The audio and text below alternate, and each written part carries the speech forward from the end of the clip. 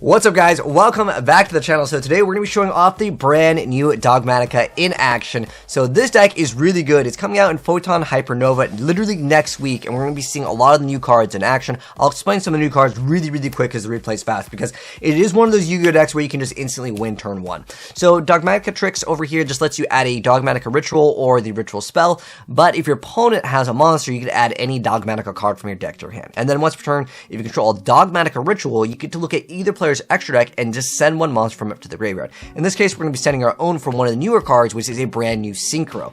This Synchro is absolutely busted. Despian the Luluwalith over here, it just lets you summon Iris, and Iris Sword Soul, if you guys have seen that card, it does not go minus. That card is so busted. What's even more interesting with this is over here, he actually plays out of the Nibiru, like as in like the Nibiru can't even be used over here.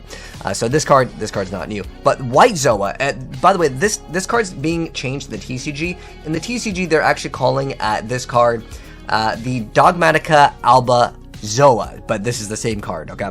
So this card is so busted. Look at his opponent's extra deck. He just ripped out half of the cards out of their extra deck, which basically means a lot of times certain decks will use cards as stepping stones. They might play like 1 to 2 copies of like really key cards, right? But if they go for that one card, there's no other extra potential to go for another one because everything is in the graveyard, which is really bad, right?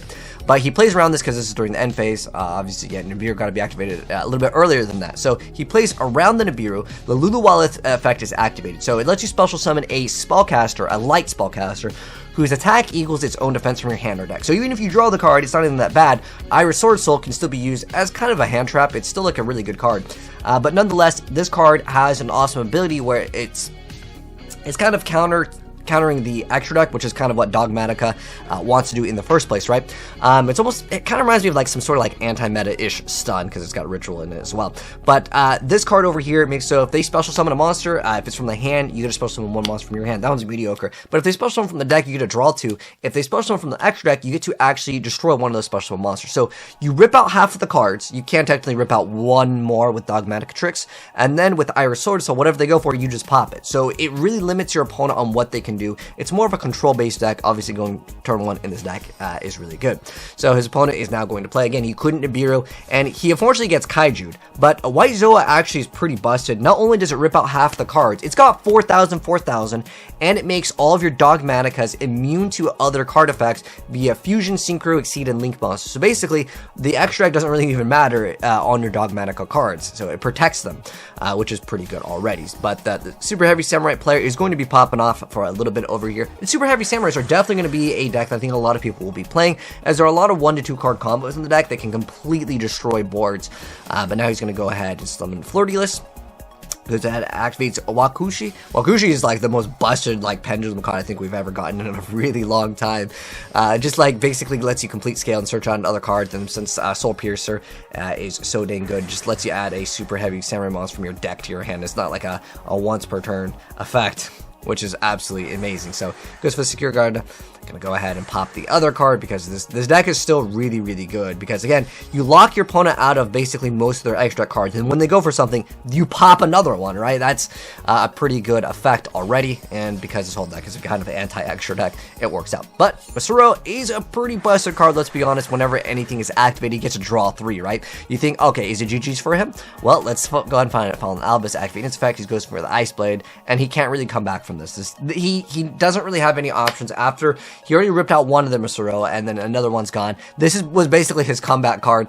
So this card is actually pretty good. So how it works, and Super Heavy Samurais are still going to be seeing some play in the future, so be ready for this deck as well. But the Dogmatika is really good. But if your opponent activates a spell, trap, or effect, you can draw until you have 3 cards in your hand, and that is during either player's turn.